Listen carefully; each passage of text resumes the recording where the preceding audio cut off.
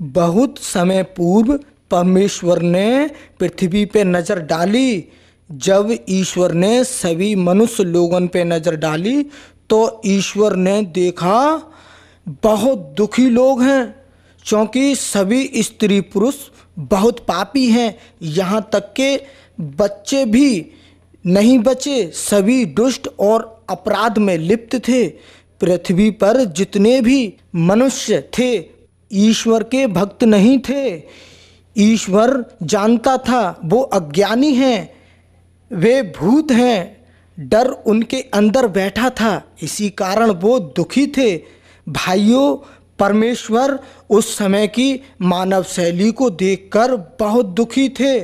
हम लोग जो भी गलत करते हैं उससे भी परम परमेश्वर को बहुत दुख पहुंचता है। भैया, परमेश्वर ने देखा हम सब शैतान के कब्जे में थे।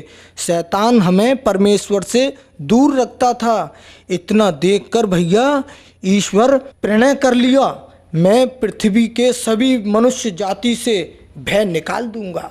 सबको पाप से छुटकारा दिलावन के वास्ते ईश्वर ने अपने पुत्र को यीशु रूप में अवतार दियो।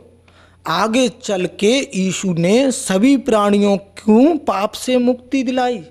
यीशु ने मानव सेवा के लिए अत्याचार भी सहे, सूली पे चढ़ गए।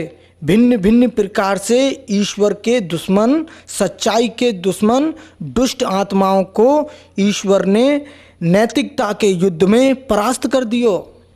मानव सेवा में अपनी जान तक नौछावर कर दी नहीं। अपने आप को प्रमाणित करने के वास्ते फिर जीवित हुए और दुष्टों पर विजय प्राप्त करके स्वर्ग में चले गए।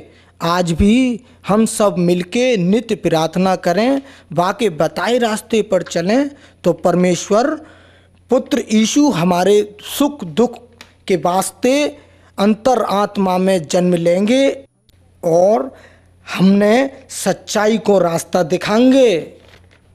एक दिन भैया यीशु ने अपने सभी चेलों को कहा, मैं मरने वाला हूँ, मैं अपनी इच्छा से दुष्ट लोगों के हाथों मर जाऊंगा।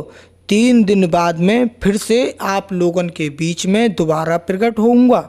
लेकिन यीशु के चेलों को विश्वास नहीं भयो। देखते देखते एक दिन यीशु ने खुद ब खुद अपने आप को दुष्टों के हवाले कर दियो। दुष्टन को न्यायपालिका में पेश कियो गयो। बापे झूठे झूठे आरोप लगाए और यीशु को मौत की सज़ा सुनाई। बड़ी बेदर्दी से वाकू यातनाएं दी।